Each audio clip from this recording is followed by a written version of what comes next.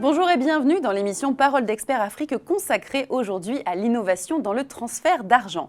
Un secteur où l'omniprésence de leaders au prix souvent jugé peu compétitif a ouvert la voie à de nouveaux acteurs.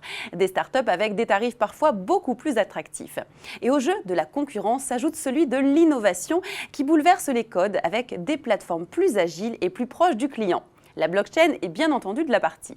Pour nous accompagner sur ce sujet, trois intervenants, Dembélé Moussa, CEO de la société Danapé, Keita Gaoussou, COO de la société Danapé et Dembélé Demba, CSO de cette même société. Bonjour messieurs. Merci beaucoup d'être présents sur ce plateau. Et je vais commencer avec une première question pour vous, Moussa. Quel état des lieux peut-on faire aujourd'hui du transfert d'argent ? Aujourd'hui, ce qu'on a pu constater, c'est que depuis le début des années 2000, les innovations qui ont été les plus prépondérantes ont été d'abord la digitalisation de l'envoi des fonds, c'est-à-dire le fait de pouvoir utiliser l'Internet pour envoyer de l'argent. Ensuite, il y a eu l'arrivée du Bitcoin et de la cryptocurrency qui a permis en fait d'envoyer de l'argent plus à travers le canal des banques, mais à travers Internet, donc ce qui était un changement fondamental. Et on se rend compte que ces innovations ont finalement eu peu d'impact sur le continent africain. Chez Danapé, nous avons la conviction qu'en utilisant ces innovations, nous avons de réelles chances d'apporter de la valeur au continent africain aussi. Alors on sait que la blockchain a apporté beaucoup en termes d'innovation. Elle reste parallèlement parfois une crainte. Quelle est votre position là-dessus ? Effectivement, il y a un point important, c'est qu'il faut différencier le Bitcoin et la blockchain. Le Bitcoin, c'est une technologie effectivement qui a eu un passé assez sulfureux. C'est une cryptocurrency qui a servi aux criminels pour acheter de la drogue, des armes sur Internet, effectivement par le passé. Mais cette technologie s'appuie sur une révolution, la blockchain.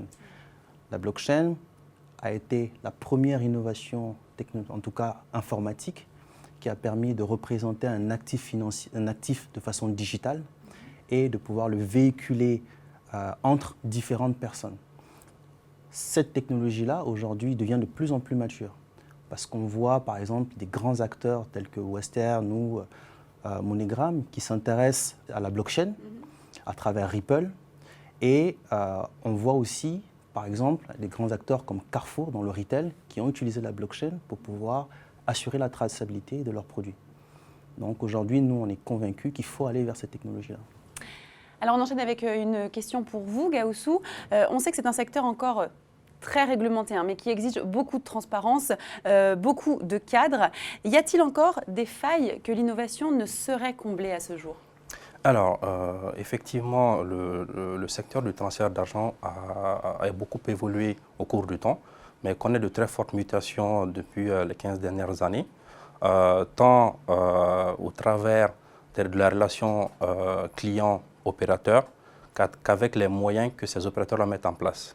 Tout de même, des failles continuent de subsister, notamment l'utilisation du secteur du transfert d'argent à des fins de fraude, de financement de terrorisme ou de blanchiment d'argent.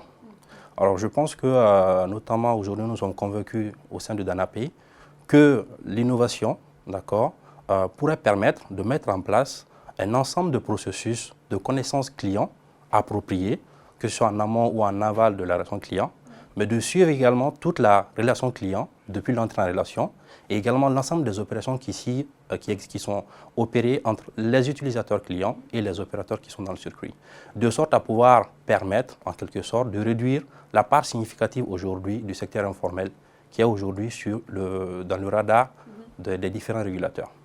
Alors vous me parlez des innovations notamment au sein de Danapé. Vous êtes tous les trois les fondateurs de cette société Danapé. Moussa, quelles sont vos spécificités sur le marché ? Prenons par exemple le cas d'un cadre qui vit en France et qui veut envoyer de l'argent à sa famille au Mali par exemple. Il a trois possibilités. Soit il passe par un opérateur de mobile money. Dans ce cas, il est assez contraint parce qu'il doit disposer du même opérateur mobile que le bénéficiaire. Donc, ce qui crée certaines frictions parce que les opérateurs ne sont pas interopérables aujourd'hui. Deuxième possibilité, soit ils passent par les banques. À ce moment-là, les délais sont plus longs. Soit ils passent par un opérateur de transfert d'argent classique. À ce moment-là, en fait, les frais sont plus élevés. Et donc, il a une quatrième possibilité, c'est Danapé. Donc, cette quatrième possibilité s'appuie aujourd'hui sur la technologie blockchain, interconnecte les acteurs économiques sur le continent africain, de sorte à rendre les transferts beaucoup moins coûteux, beaucoup plus rapides. Et en plus, celui qui envoie n'a plus de problème d'interopérabilité parce qu'il a juste à spécifier le numéro de téléphone du bénéficiaire et à ce moment-là, le bénéficiaire peut récupérer l'argent. Donc quand il envoie l'argent, le bénéficiaire a la possibilité soit de retirer l'argent directement ou soit d'aller payer chez un de nos partenaires qui accepte la monnaie virtuelle qu'on véhicule. Très bien. Alors, vous êtes une entreprise 100% technologie. Demba, où en êtes-vous de l'avancement de votre projet? Écoutez, le projet Danapay avance très bien. Nous sommes en phase de bêta-test aujourd'hui avec quelques personnes sélectionnées. En parallèle, nous sommes aussi en pleine phase de levée de fonds, ce qui a fait que nous avons eu quelques investisseurs qui ont pris part au capital social de l'entreprise. Nous continuons toujours cette levée de fonds. Et les gens peuvent déjà aller sur le site de Danapay pour s'inscrire, pour participer à cette phase de bêta-test. Globalement, le projet avance plutôt bien. Très bien. Et quel est votre positionnement client et géographique? Eh bien, Danapay a cette spécificité que les personnes qui ont un besoin de transfert de fonds, aussi bien dans les grandes villes que dans les villages les plus éloignés, peuvent passer par Danapay. Ce qui s'est passé avant, c'est que quand on a besoin d'envoyer des fonds vers un village éloigné, où il n'y a ni agence bancaire, ni agence de transfert classique actuelle, eh bien, ils n'avaient aucune solution, peut-être à part le secteur informel. Danapay organise ce secteur en permettant aux personnes de pouvoir envoyer des fonds vers n'importe quel village en s'appuyant sur des acteurs locaux et ainsi offrir la possibilité à n'importe qui sachant utiliser un téléphone portable de transférer ses fonds via Danapay. Et quels sont vos projets et perspectives d'avenir au sein de Danapay? Alors, tout d'abord, le premier projet consistera à réaliser notre lancement du service de transfert entre l'Europe et l'Afrique subsaharienne. Ensuite, comme toute start-up qui a de fortes ambitions, l'objectif c'est de continuer à déployer notre palette de services financiers, d'accord, à commencer déjà par le paiement, de sorte à pouvoir permettre à n'importe quel utilisateur Danapay, à l'intérieur ou à l'extérieur de l'Afrique, mais bien entendu dans le respect strict des exigences réglementaires locales et internationales, de pouvoir réaliser des opérations sur des biens ou des services. Typiquement, pour effectuer le règlement des frais de santé de ses proches ou le règlement de l'achat d'une voiture en Europe.